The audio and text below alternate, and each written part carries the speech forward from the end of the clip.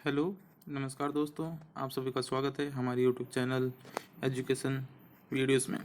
दोस्तों, आज के इस वीडियो में हम जीके के कुछ महत्वपूर्ण प्रश्न देखेंगे जो कि आपके आने वाले सभी एग्ज़ाम्स के लिए महत्वपूर्ण है। तो इसलिए इस वीडियो को आप लास्ट तक देखते रहिए। तो फ्रेंड्स, आज का वीडियो शुरू करते हैं। तो यहाँ पर आज का पहला प्रश्न है, भारत का पहला उपग्रह सफल रूप से कब छोड़ा गया था? तो इसका सही उत्तर है दोस्तों 19 अप्रैल 1975। बहुत ही एग्जाम में ये भी पूछा गया कि पहला उस उपग्रह का नाम क्या था, तो इसका उत्तर होगा आर्यभट्ट। और इसको कहाँ से छोड़ा गया था ये भी प्रश्न पूछ लिया जाता है, तो इसको सोवियत संघ द्वारा अंतरिक्ष में छोड़ा गया था। ये बहुत इंपॉर्टेंट क्वेश्चन है। चलिए फ्रेंड्स, बढ़ते हैं अगले क्वेश्चन की तरफ। हमारे भोजन में कौन सा तत्व ऊर्जा के मुख्य स्रोत में होता है? तो उसका उत्तर है खनिज। खनिज है वो हमारे भोजन में ऊर्जा का तत्व होता है। और इसके अलावा और कौन कौन से तत्व होते हैं दोस्तों? तो उसमें आता है कार्बोहाइड्रेट, वसा, विटामिन, ये सभी इसमें आते हैं। चलिए अगला प्रश्न देखते हैं क्या है। इनमें से किस विकिरण के कारण कैंसर पैदा होता है? तो इसका सही उत्तर है अल्ट्रा वायलेट। अल्ट्रा वायलेट के कारण क्या होता है? कैंसर पैदा होता है। चलिए अगला देखते हैं क्या है। अगला प्रश्न है दोस्तों, डॉक्टर कलाम जी का देहांत किस राज्य में हुआ? ये भी बहुत इंपॉर्टेंट क्वेश्चन है। तो दोस्तों इसका सही उत्तर है मेघालय। उनकी मृत्यु 29 जुलाई 2015 को मेघालय में एक जगह है शिलोंग में हुई थी। और उनका जो पूरा नाम था वो था अबुल पकीर जैनुलाब्दीन अब्दुल कलाम। बहुत ही परीक्षा में उनका पूरा नाम भी पूछ लिया जाता है। और वह देश के प्रसिद्ध एक वैज्ञानिक भी थे। और उनका जन्म था वो 15 अक्टूबर 1931 रामेश्वर में हुआ था। ये प्रश्न बहुत ही पूछा जाता है, तो ध्यान रखिए। चलिए देखते हैं अगला प्रश्न क्या है। अगला प्रश्न है, कृत्रिम उपग्रह अपनी भूस्त्रीय कक्षा की परिक्रमा में कितना समय लेता है? तो दोस्तों इसका सही उत्तर है 24 घंटे, 24 आवर्स के अंदर अपनी परिक्रमा पूर्ण करता है। चलिए देखते हैं अगला प्रश्न क्या है। अगला प्रश्न है, कितने ग्रह पृथ्वी की तुलना में सूर्य के निकट है? तो फ्रेंड्स ये आप देख सकते हैं, ये अपनी पृथ्वी है जहाँ पर अपन रह रहे हैं। इसके पहले जो सूर्य के जो नज़दीक है वो वीनस और मरकरी है। ये दो निकट है सूर्य के पृथ्वी के कंपेयर में। और अपना जो है वो तीसरे में आता है। और टोटल अभी पहले 8 टोटल ये ग्रह थे। अब इसमें से प्लूटो है, प्लूटो को अब पहले हटा दिया था। तो अब टोटल सौरमंडल में 7 ग्रह बचे हैं। बहुत ही इंपॉर्टेंट क्वेश्चन है, अच्छा क्वेश्चन है, सिलेक्टेड क्वेश्चन है। चलिए अगला प्रश्न देखते हैं क्या है। अगला प्रश्न है, हाइड्रोजन बम किस सिद्धांत पर काम करता है या फिर किस सिद्धांत पर आधारित है? तो दोस्तों ये नाभिकीय विखंडन पर आधारित है। ये भी बहुत अच्छा इंपॉर्टेंट क्वेश्चन है। 2 हाइड्रोजन एटम मिलकर हीलियम का एक एटम बनाते हैं और बहुत सारी ऊर्जा वो पैदा करते हैं। इंपॉर्टेंट क्वेश्चन है। चलिए देखते हैं अगला क्वेश्चन क्या है। सौर ऊर्जा के सेल किसके बने होते हैं? तो वो सोल्डर के बने होते हैं दोस्तों। कौन? सौर ऊर्जा के सेल। चलिए देखते हैं दोस्तों अगला क्वेश्चन क्या कहता है। अगला क्वेश्चन है, कॉकरोच तिलचिट्टे के खून का रंग क्या होता है? तो दोस्तों ये आप देख सकते हैं, मैं आपके लिए कॉकरोच का भी डायग्राम भी लेके आया हूँ। इसके जो खून के वो जो रंग होता है वो सफ़ेद होता है। जैसे मनुष्य का लाल रक्त होता है वैसे इनका सफ़ेद होता है। तो काफ़ी बार जीव विज्ञान में पूछ लिया जाता है, बायोलॉजी में भी ये क्वेश्चन कई प्रतियोगिताओं में। चलिए देखते हैं अगला प्रश्न क्या कहता है। अगला प्रश्न 10वां है, भाप चलित इंजन ऊर्जा को परिवर्तित करता है।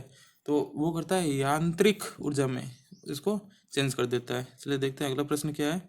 अगला प्रश्न है, दंतीवाड़ा दंतेवाड़ा बांध भारत के किस राज्य में स्थित है? तो दोस्तों ये गुजरात में स्थित है।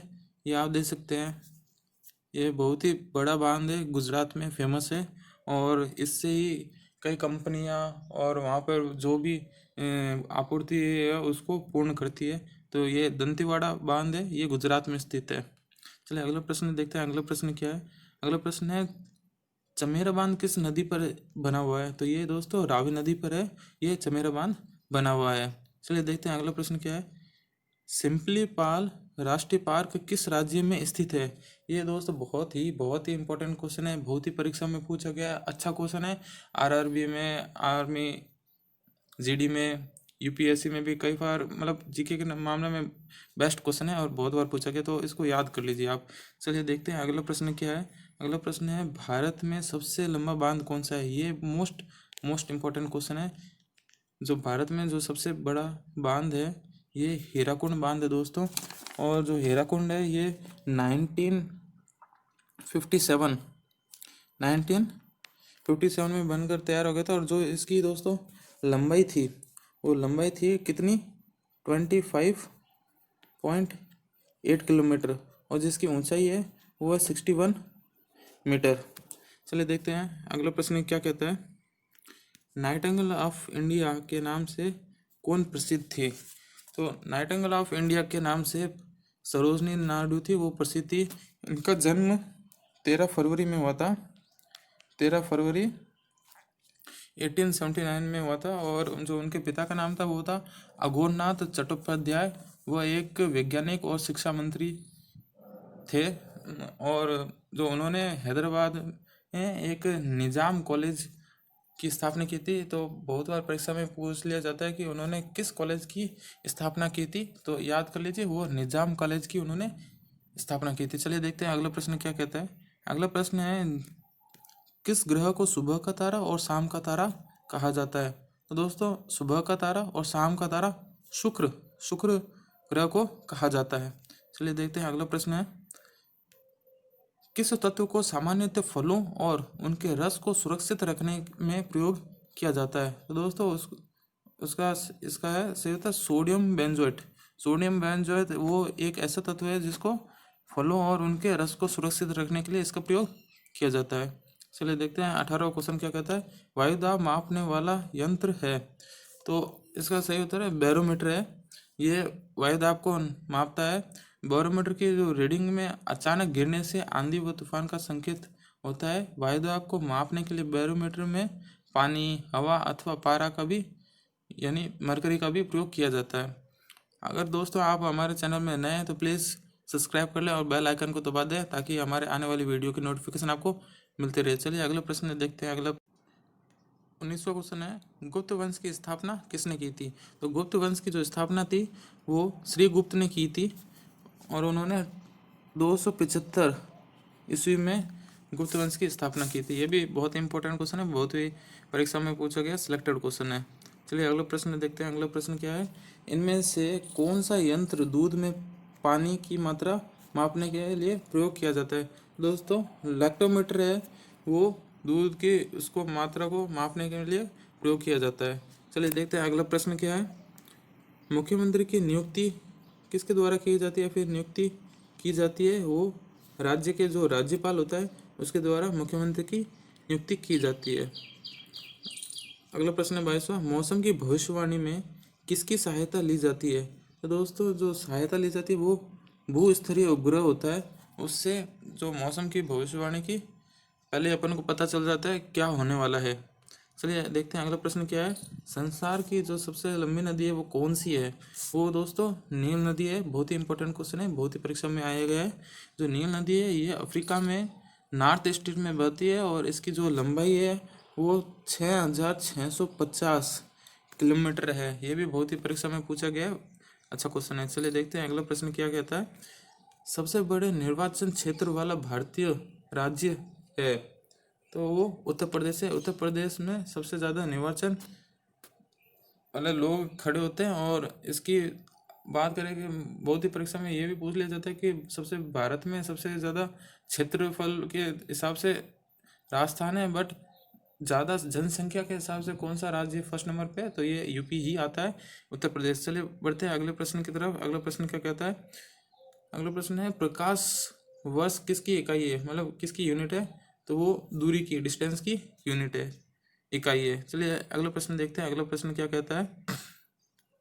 वर्ष 2014 में एक महिला जो कि लोकसभा स्पीकर भी रही, उनका नाम Limca book of world record में पहली भारतीय महिला जो कि एक लोकसभा सीट से तथा एक राजनीतिक दल के निकट से लगातार 8 बार लोकसभा के लिए चुनी गई, तो वो कौन थी? ये बहुत ही परीक्षा में पूछा गया था।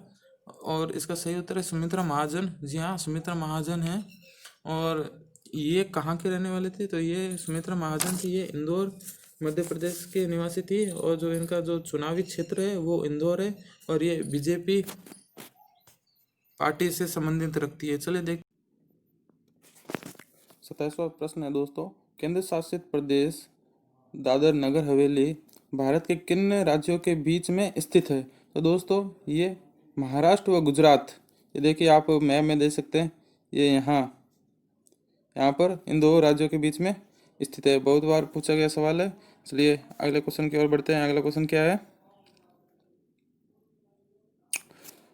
कामाख्या देवी मंदिर किस राज्य में स्थित है?